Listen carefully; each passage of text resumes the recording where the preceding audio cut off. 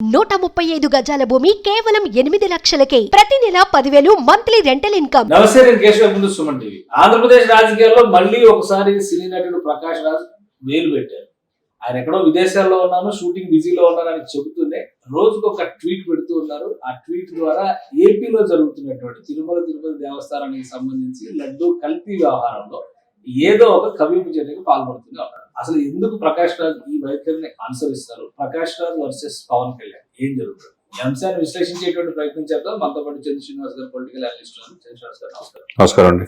పవన్ కళ్యాణ్ గారు సనాతన ధర్మం గురించి ఒక ట్వీట్ చేయగానే ప్రకాష్ రాజ్ గారు రియాక్ట్ అయ్యారు. దాని గురించి మళ్ళీ మంచు విష్ణు గారు రియాక్ట్ అయ్యారు. సో ఆ రియాక్షన్ పరంపర కొనసాగుతూనే ఉంది.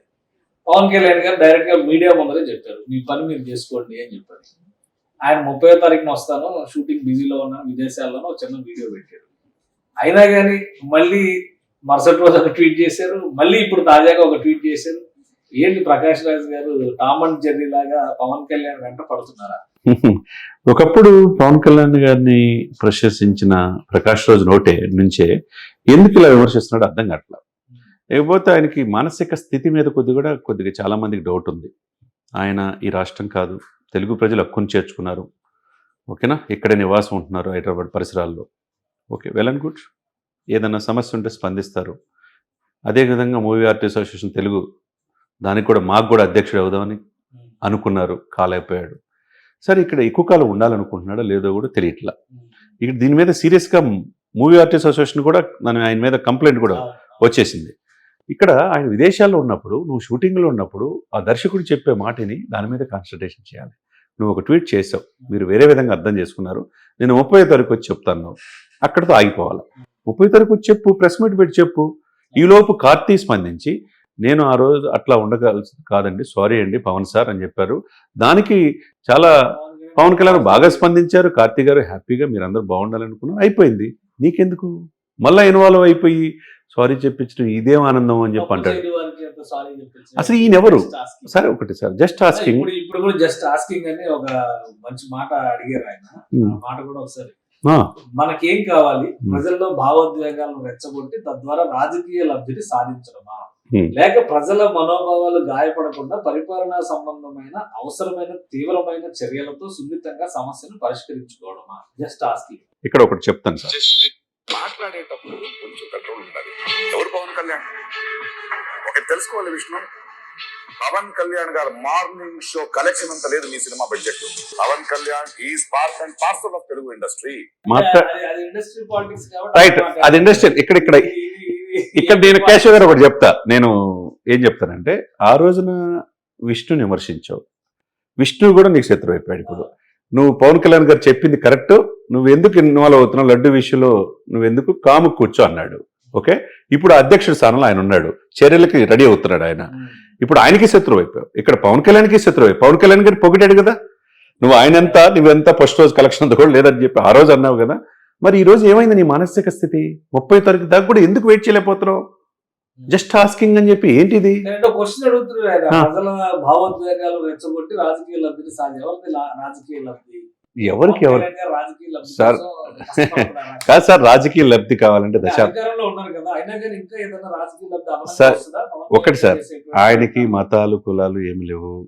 తన ఇంట్లో తన భార్యని క్రిస్టియన్ చేసుకున్నాడు, బిడ్డలకి క్రిస్టియన్ పేరు హిందూ పేరు వచ్చేటట్టు పెట్టుకున్నాడు. అది ఎవరికి అభ్యంతరం లేదు. వాళ్ళ భార్య గారు అన్నాలెజినోవా గారు కూడా వారణాసి అయోధ్య వెళ్ళి సాంప్రదాయంగా శారీ కొట్టుకొని చక్కగా వెళ్ళి వచ్చి మోడీ గారిని కూడా కలిశారు. వాళ్ళు హ్యాపీగా ఉన్నారు కదా. నీకేంటి ఇక్కడ? ఏంటి ఈయన ప్రాబ్లం ఏంటి? బేసిక్ గా మానసిక స్థితి సరిగ్గా లేకపోతే పవన్ కళ్యాణ్ గారు ప్రజల మనోభావాలతో రాజకీయాలు చేసి తద్వారా లబ్ధి పొందాలని ఆశిస్తున్నారు. ఇది మెయిన్ ప్రధాన కారణం ఏంటంటే, మోదీ గారికి అసలుకి ఇంత స్ట్రాంగ్ గా నిలబడ్డాడు, బీజేపీకి ఇంత సపోర్ట్, ఎన్డీఏకి ఇంత స్ట్రాంగ్ ఎందుకు నిలబడతాడే అది మింగుడు పట్టలేదు. ఇక్కడ అదొకటి తప్పితే ప్రకాష్ రాజ్ గారి నటనలో మనం ఏమి కాదంటలా. దాన్ని పక్కన పెడితే ఆయన ఎందుకు ఆగలేకపోతున్నాడు 30వ తారీఖు కూడా? జస్ట్ ఆస్కింగ్ అని అనడానికి మీరెవరు? హిందువుల మనోభావాలు లడ్డు గురించి నీకెందుకు? దీన్ని ఎక్కువగా చేసి దీన్ని ప్రజలకి అనవసరంగా లేనిపోని కలగజేయటం తప్పితే అనవసరంగా రాద్ధాంతం చేయటమే కదా. ఇప్పుడు రేపు ఇండస్ట్రీలో, ఈయన తెలుగు ఇండస్ట్రీలో ఉంటాడో లేదో కూడా తెలియని పరిస్థితిలో ఉన్నాడు. నువ్వు నటించు, 10 మంది ఏమో ఏదో చాలా నాలో అంటే ఇక్కడ అది కాదు సినిమాకి హైదరాబాద్ కేంద్రం కాదు సార్. కేంద్రం ఇక్కడ తెలుగు ప్రేక్షకులు అభినందించారు, ఆయనకి నేషనల్ అవార్డు వచ్చింది కాదనలేదు. ఇప్పటికీ ఆయన నటన పట్ల ఎటువంటి ఇది లేదు. నువ్వు మూవీ ఆర్టిస్ట్ అసోసియేషన్ అధ్యక్షుడిగా ఉన్నప్పుడు వీళ్ళే నిన్ను కాపాడారు. నువ్వు ఆ మాత్రం లైన్లో ఉన్నావంటే, పోటీలో ఉన్నప్పుడు మెగా ఫ్యామిలీ అంతా నీకు కాపాడింది. ఎందుకు? దానివల్లే మోహన్ బాబు వాళ్ళకి శత్రువు అయిపోయారు. వీళ్ళు ఇప్పుడు రాజకీయాల్లో ఉన్నప్పుడు, రాజకీయాల్లో పవన్ కళ్యాణ్ ఉన్నప్పుడు ఈయనేమో ఈ రాజకీయ లాభాపేక్ష ఏమి లేదే. దశాబ్దం పైన ఎమ్మెల్యే కాకపోయినా పోరాడాడు కదా. ఎక్కడ ఒక్క సీట్ లేకపోయినా ఎన్డీఏ సమావేశానికి పవన్ కళ్యాణ్ గారు మోదీ గారు పిలిచారు కదా. ఇప్పుడు 20 సీట్లు గెలిచాడు కదా. డిప్యూటీ సీఎం అయి కూర్చున్నాడు కదా. అక్కడ కూడా మోడీ గారిని 3వ ప్రధానమంత్రి అవడానికి కారణమయ్యాడని ఇక్కడ మళ్ళా జాతీయ స్థాయిలో సనాతన బోర్డు అంటున్నాడు. ఏంట్రా బాబు ఈయన మోదీకి వెన్నుదన్నుగా ఉన్నాడనే బాధ తప్పితే, ఆ ఆక్రోశం తప్పితే ప్రకాష్ రాజులు ఇంకేం కనపడతలేదు సార్. ఇప్పటికైనా ఆయన కొద్దిగా ఆయన బుద్ధి తెచ్చుకొని, నేను మాట్లాడేటప్పుడు ఎవరితో మాట్లాడుతున్నాను, ఆయన పవన్ కళ్యాణ్ మాట్లాడే కరెక్టా కాదా ఏంటనేది. సారీ చెప్పిన వాళ్ళు బాగున్నారు, స్పందించిన వాళ్ళు బాగున్నారు, వాళ్ళు హ్యాపీగా ఉన్నారు ఒకరికొకళ్ళు. నీకెందుకు మధ్యలో ఏదో పుడింగ్ లాగా? అది కరెక్ట్ కాదు. ఇక్కడ నీ పని నువ్వు చేసుకో, నువ్వు ఎదుగు కాదంటలా. కానీ నువ్వు షూటింగ్లో ఉన్నప్పుడు స్క్రిప్ట్ ఇస్తారు కదా సార్ కేశవ్ గారు, మీకు కూడా తెలియదు ఏముంది, దాన్ని ప్రిపేర్ అవుతూ ఉండాలి. ఈ స్క్రిప్ట్లు రాసుకుంటే ఆ స్క్రిప్ట్ న్యాయం ఏం చేస్తావు? నేను విదేశాల్లో ఉన్నాను, కూలింగ్ స్పెట్స్ పెట్టి నువ్వు స్పందించినవి 30వ తారీఖు దాకా వెయిట్ చేయి, 30 స్పందించు. అంతేగా నీలో జస్ట్ టాస్కింగ్ అని గెలకటం. అదే దాని మీద మానసిక స్థితి మీద డౌట్ వస్తుంది చాలా మందికి. మరి కొద్దిగా ఇప్పటికైనా ఇండస్ట్రీలో మెగా ఫ్యామిలీకి బాగా క్లోజ్ కాబట్టి ప్రకాష్ రాజ్ వచ్చిన తర్వాత మాట్లాడే అవకాశాలు ఉంటాయి. ఏమో చూడాలి. ఇప్పుడు 27 కదా, ఇంకా 2 రోజులు టైం ఉంది. ఈ 2 రోజులు మొత్తం స్కిట్ ఆయన అక్కడ సినిమాలో చేస్తున్నప్పుడు అయ్యి రాసుకో, లేకపోతే నువ్వు మాట్లాడాలని అన్ని రాసుకో ట్వీట్లు అయ్యి. ఆ రోజు 30వ తారీఖు ప్రెస్ మీట్ పెట్టి బాగుంటది, స్పందించు.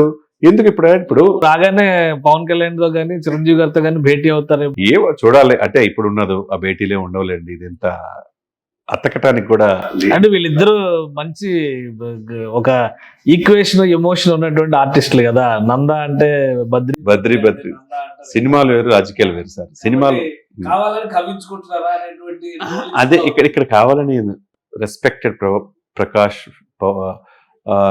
ప్రకాష్ గారు అని చెప్పి చాలా హుందాగా మాట్లాడాడు పవన్ కళ్యాణ్ గారు. ఎక్కడ కూడా గౌరవం భంగం కలిగింది. కానీ లడ్డు విషయం నీకెందుకు, మా మనోభావాలు దెబ్బతని మేము సనాతన బోర్డు అడుగుతున్నాము, దీని మీద ఎందుకు స్పందిస్తున్నావు నువ్వు అని చెప్పి అన్నాడు. ఇండస్ట్రీని కూడా ప్రశ్నించాడుగా, మీరు ఇందులో అవహేళన చేయొద్దని చెప్పి అన్నాడు. ఎవరు మాట్లాడారా? ఒక్క ప్రకాష్ రాజ్ ఎందుకు మాట్లాడుతున్నాడు? నీకు ఈ భాష మీద, ఈ తెలుగు భాష, తెలుగు సంస్కృతి అంటే అంత హేళన. తెలుగు ప్రజలు నిన్న చెక్కుని చేర్చుకుంటే నేషనల్ అవార్డు వచ్చింది నీకు. ఇక్కడే ఉంటున్నావు నువ్వు తెలుగు ప్రజల దగ్గరే. మరి ఈ తెలుగులో ప్రజలందరూ మనోభావాలు దెబ్బతే నేను బాధపడుతుంటే నువ్వెందుకు పుండు మీద కారం వేసినట్టుగా? ఇది కరెక్ట్ కాదు. ఇది ఆయన ఇప్పటికైనా మార్చుకోవాలి, ఆయన ధోరణి మార్చుకోవాలి. ఆయన నటన విషయంలో డౌట్ ఏమి లేదు. కానీ నువ్వు వ్యవహరించే తీరు పట్ల ప్రతి ఒక్కరు వ్యతిరేకిస్తున్నారు. చూద్దాం. ఇది ప్రకాష్ రాజ్ పదే చేస్తున్నటువంటి ట్వీట్లు ఉద్దేశపూర్వకంగా రాజకీయ కవింపు చర్యలుగా కనిపిస్తున్నాయి. అలానే 30వ తారీఖు డెడ్ లైన్ ఆయనే పెట్టుకున్నారు. ఆయన పెట్టుకున్న డెడ్ లైన్ ఆయనే అగౌరవపరుస్తూ రోజుకు కామెంట్ చేయడం కూడా సరికాదని శ్రీనివాస్ గారు విశ్లేషిస్తున్నారు. ఇది special discussion. Keep watching. Suman టీవీలో మీ పర్సనల్ అండ్ బిజినెస్ ప్రమోషన్స్ కోసం కింది నెంబర్కి కాంటాక్ట్ చేయండి.